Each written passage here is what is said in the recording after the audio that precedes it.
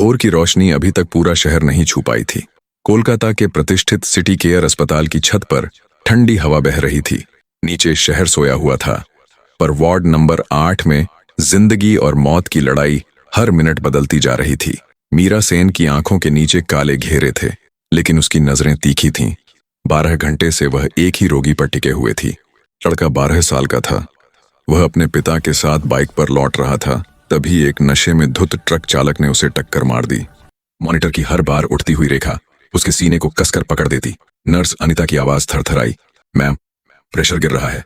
मीरा ने आदेश दिए। नाइट्रोग्लिसरीन बढ़ाओ, इंट्रावेनस फ्लूइड फास्ट, एयरवे सुरक्षित करो। लड़की की सांसें कांप रही थीं। मीरा ने उसका हाथ पकड़ा, फुसफुसाई, तुम टिकोगे बेटा, आंखें बंद मत करना। और फिर स्क्रीन पर वो सीधी रेखा, बिप की लंबी एक आवाज जो समूचे वार्ड के लिए पलक झपकने जितनी देर में एक जोरदार सन्नाटा बन गई। अनिता ने आंसू पोंछते हुए कहा, मैम, वह चला गया। मीरा ने बच्चों की आंखें बंद की और कुछ शांत स्वर में बोली, उसे शांति में रहने दो। कोई आंसें नहीं झुकती, पर भीतर एक गहरा दर्द रह गया। सिटी केयर अस्पताल भीतर से सज्जित था, स्टरलाइजेशन, मॉडर्न इक्विपमेंट और चमकते होर्डिंग्स, पर उसकी दीवारों के पीछे पुरानी राजनीति सूक्ष्म और जड़ें जमाती हुई मौजूद थीं। Chief medical officer doctor Arindam Ghosh का प्रभाव अस्पताल के हर निर्णय में था। भर्ती, पदोन्नति, विभागीय बंटवारा, सब कुछ उसके इशारों पर होता। अरिंदम एक तेज, स्वाभिमानी आदमी था। औपचारिक लबादा उसके पीछे छुपाए हुए इच्छा शक्ति और खेल राजनीति को ढंकता। मीरा, निष्ठावान और दक्ष चिकित्सक, सिस्टम से कभी समझौता नहीं करती थी। वह किसी भी प्रकार की भ्रष्ट व्यवस्था पर चुप नहीं रहती। यही गुण अरिंदम को असह्य कर देता। 2 दिन बाद एक बोर्ड मीटिंग बुलाई गई। मीरा को भी बुलाया गया। कॉन्फ्रेंस रूम में अरिंदम, मैनेजर समर दत्ता, एक पत्रकार दंपत्ति और चेयरमैन बैठे थे। अरिंदम ने फाइल टेबल पर फेंकी। इस रिपोर्ट पर तुम्हारे सिग्नेचर हैं। रोगी के बिल में 2 लाख रुपए से अधिक का इजाफा। मीरा ने फाइल देखा। उसका सिग्नेचर नकली था। उसने कहा, मैंने ऐसा कभी साइन नहीं किया। चेयरमैन ने ठंडे शब्दों में कहा, जांच होगी, पर फिलहाल आपको निलंबित किया जा रहा है। उस शब्द में आग थी। मीरा ने शांत स्वर में कहा, आज जो आप कर रहे हैं, एक दिन उसकी कीमत आपको देनी होगी। डॉक्टर घोष। उसी रात अरिंदम विकास बंद्योपाध्याय के बंगले पहुंचा। कमरे में सिगरेट का धुआं घुला था। विकास ने कहा, मीरा चालाक है, फाइल पकड़कर घूम रही है, कुछ करना होगा। अरिंदम ने कहा, मैंने सस्पेंशन करवा दी, अब मीडिया में फैलाना होगा। विकास मुस्कुराया, हमारे पास मीडिया के लोग हैं, कल सुबह अग्रभूमि तैयार करवा दो।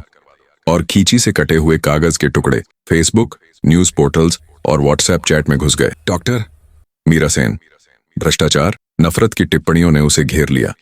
उसके माता पिता गांव से कॉल करते रहे, आवाज में चिंता और शोक। मीरा ने कहा, माँ, ये झूठ है, पर उसकी आवाज में एक संवेदनशीलता थी जो उन रातों की नींदें उजाड़ती रही। 3 दिन बाद वह अस्पताल अपनी क्लियरेंस लेने गई। लॉबी में नर्सों ने मुंह फेर दिए। सिक्योरिटी ने उसे घृणा से देखा। अरिंदम ने पीछे से कहा, अभी भी हिम्मत है अस्पताल आने की? उसकी आवाज में व्यंग्य था। मीरा ने कहा, जब तक मैं डॉक्टर हूं, मैं मरीजों के साथ रहूंगी। अरिंदम ने धमकी दी, चुप न रही तो करियर खत्म। मीरा ने शांत हंसी में कहा, कोशिश करके दिखाओ। वापस फ्लैट में उसने डायरी खोली। पन्नों में उसने लिखा, मैं सत्य साबित करूंगी। वे मेरा मुंह बंद कर देंगे, पर मैं लौटूंगी, सिर्फ डॉक्टर नहीं, आग बनकर। उसने अपने पुराने मरीजों की फाइलें चेक की। संदिग्ध लेन देन दिखाई पड़े। अरिंदम का नाम, समर दत्ता का bank account, pharma corp limited के नकद भुगतान। वह समझ गई कि यह केवल एक फाइल नहीं, एक बड़ा सिंडिकेट था। उसने अपने पुराने सहपाठी और खोजी पत्रकार अर्नब दत्ता से संपर्क किया। अर्नब ने कहा, तू जानती है किससे लड़ रही है? मीरा ने कहा, जानती हूं, पर चुप रहने का अर्थ है कि मैं वो नहीं रहूंगी जिसका नाम मेरा है। अगले ही रात 2 नकाबपोश लड़के मोटर बाइक से आए और धमकी देने लगे, मैडम, जो कर रही हो उसे बंद कर दो, वरना। मीरा ने टिका कर कहा, मुझे डराने से कुछ नहीं होगा, मैं मरने को भी तैयार हूं। वे हंसे और चले गए। उसकी आंखों में प्रतिज्ञा और तेज हो गई। यही मेरी अंतिम विद्रोह की शुरुआत है। कोलकाता के बादलों भरे शाम को देखते हुए मीरा अपने फ्लैट की खिड़की से बाहर झांकती रही। 4 दिन से वह अस्पताल नहीं गई थी। हर चैनल पर उसके चेहरे की तस्वीरें चल रही थीं। डॉक्टर, मीरा कहाँ छुपी? पुराने दोस्त अर्नब दत्ता उसकी दहलीज पर आया, कंधे पर कैमरा, हाथ में लैपटॉप। उसकी आंखों में वही पुराना दृढ़ निश्चय था। सब तैयार है? मीरा ने पूछा। अर्नब ने कहा, रेडी, पर तुम समझती हो ये खेल जानलेवा है। मीरा ने आंखें सा घुराईं। मैंने एक बार मौत के करीब रहकर लौट आई हूं, अब मैं उनकी मौत की भी दवा लिखूंगी। उनके पास जो फाइलें थीं वे सिर्फ बैंक ट्रांजैक्शन नहीं थीं, वे क्लीन रूम बिल, नकली रोगी नाम और एक रिपोर्ट थीं जिसमें अस्पताल के स्टोर से मृतदेह की सामग्रियों के काले कारोबार का संकेत था। अर्नब ने बताया कि फार्मा कॉर्प लिमिटेड का समन्वय अस्पताल के उच्च अधिकारियों से था। योजना सरल थी, मरीजों को फर्जी बिल से जोड़कर पैसों का एक हिस्सा बाहर निकला जाता और हिस्सेदारी राजनीतिक घरों तक पहुंचा दी जाती। 2 दिन बाद फार्मा कंपनी का एक सम्मेलन एक 5 सितारा होटल में आयोजित किया गया। अरिंदम, समर और विकास मुख्य अतिथि थे। अर्नब ने फोटोग्राफर की आईडी पहनकर घुसने की योजना बनाई। मीरा ने काली सलवार ओढ़नी और चश्मे के साथ खुद को छुपाया और सर्विस स्टाफ के बीच मिल गई। हॉल में विकास मंच पर बोल रहे थे, यह अस्पताल आम लोगों की सेवा का प्रतीक है, पर पृष्ठभूमि में होटल के लॉबी के पास 2-3 लोग आपस में मिल रहे थे और अर्नब की घड़ी पर रिकॉर्डिंग चल रही थी। उन्होंने कमरे के काफिले में वॉल्टेड आवाज में कहा, उसकी फाइल जला दो, अर्नब को नजर रखो। मीरा के कानों में सब कुछ कैद था। रात में जब वे निकल रहे थे, अर्नब ने कहा, अगर यह रिकॉर्ड हवाओं में जाएगा तो बम फूट जाएगा। मीरा ने कहा, ठीक समय आएगा। पर अगले दिन अर्नब का फोन बंद मिला। जब मीरा उसके घर गई तो दरवाजा खुला मिला, लैपटॉप गायब और कमरे में अराजकता। पुलिस की एक पट्टी एक्सीडेंटल डेथ केस के साथ टंगी थी। अर्नब का शरीर सड़कों पर पड़ा मिला, एक हादसा जिसमें कोई शक नहीं था। मीरा की पीठ पर जैसे कोई तीर घुस गया। उसने खुद से वादा किया, अगर वह मरा तो उसकी आवाज मैं दुनिया तक पहुंचाऊंगी। अर्नब का बैकअप ड्राइव कहीं सुरक्षित रखा गया था। मीरा को आखिरकार वह ड्राइव मिली। उस पर सबूत बिखरे थे, नकली दवा बिल, डॉक्टरों के नाम पर बने फर्जी खाते और एक डरावना वीडियो जहां अस्पताल के कुछ लोग स्टोर से मृतदेह की सामग्री बेचते हुए दिख रहे थे, शोध प्रयोग या दूसरे काले कारोबार के नाम पर। मीरा ने सबूत क्लाउड में अपलोड कर दिए और एक संदेश भी छोड़ा, अगर मेरे साथ कुछ हुआ तो यह सच्चाई फूटकर बाहर आए। अरिंदम विचलित था। उसके लैपटॉप पर एक ईमेल आया, तुम्हारे अपराधों की गिनती शुरू हो गई, एम। उसने पुलिस में शिकायत करने की सोची, पर इसके लिए विकास ने कहा, पुलिस में मत जाओ, वह लड़की खतरनाक है, उसे समाप्त कर दो। कुछ रातों बाद मीरा के फ्लैट में अंडराई में कुछ लोग घुस आए, पर मीरा से छुपा क्या? उसने बेड के नीचे से पेपर स्प्रे निकाला, कैमरा ऑन कर लिया और फोन पर लाइव स्ट्रीम चालू कर दिया। गुंडे हतप्रभ रहे। स्क्रीन पर लाइव दर्शक बढ़ते गए। Live 2.3K viewers. मीरा ने दस्तावेज, बैंक ट्रांजैक्शन और वह भयावह वीडियो दिखाना शुरू किया। शहर में हलचल मच गई। सोशल मीडिया पर तूफान उठ गया, पर अरिंदम बाज नहीं मारा। उसने विकास से कहा, लाइव बंद करवा दो वरना हालात बिगड़ेंगे। विकास ने कहा, ठीक है, उसे पकड़कर पागल दिखा दो। लाइव के अगले ही दिन 2 घंटे के भीतर थाने की गाड़ियां मीरा के फ्लैट के बाहर थीं। इंस्पेक्टर संजय घोष ने दरवाजे पर धमकते हुए कहा, आपको राजद्रोह और गोपनीय सूचनाएं उजागर करने के आरोप में गिरफ्तार किया जा रही है। मीरा शांत रही। क्या आपके पास वारंट है? पर जवाब आया, तुम्हारे जैसे लोगों के लिए वारंट की जरूरत नहीं। हथकड़ियां उसके हाथों में जड़ी और उसे भीड़ के सामने खींचकर ले जाया गया। जो लोग पहले उसे नापसंद करते थे वही उसकी गिरफ्तारी के दृश्य को कैमरे में कैद कर रहे थे और चिल्ला रहे थे, ये वही डॉक्टर है। पर कुछ लोगों की निगाहें सहानुभूति भी दिखाती थीं। जेल की सैल ठंडी और स्याही जैसी नीरवता लिए थी। वहां पर एक टूटा हुआ बाल्टी, एक कंबल और एक बल्ब था। मीरा ने सोचा, क्या यही न्याय है? पर सोच के बीच उसकी उम्मीद का छोटा सा दीपक जलता रहा। 1 सप्ताह के बाद उसकी सेल में एक नया कैदी आया। आंखों पर पट्टी, पर चेहरे में परिचित चमक। वह अर्नब का कैमरामैन राजीव था। उसने फुसफुसाकर बताया, मैडम, आपकी फाइल बाहर भेज दी गई है, एक बड़े न्यूज चैनल को। कल सुबह 8 बजे ये सारे सबूत प्रसारित होंगे। मीरा के अंदर पहले तो अविश्वास था, फिर आंखों में आंसू आए। अर्नब की आवाज अब न्याय तक पहुंचेगी। वह सुबह जब टीवी ऑन हुआ तो स्क्रीन पर ब्रेकिंग न्यूज का हेडलाइन, सिटी केयर कांड, राजनीतिक हस्तक्षेप और भ्रष्टाचार का दायरा। अरिंदम की कई वीडियो क्लिप्स और विकास की आवाज की रिकॉर्डिंग सुनाई गई। शहर उबल गया। लोग सड़कों पर आए। मीरा सेन जिंदाबाद। प्रशासन पर दबाव बढ़ा।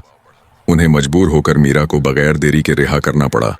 अस्पताल में लौटने पर मीरा का कदम जैसे रोशनी लिए हुआ था। अरिंदम अब डर गया था। उसकी शक्ल पहचान कर दिखाई दे रही थी।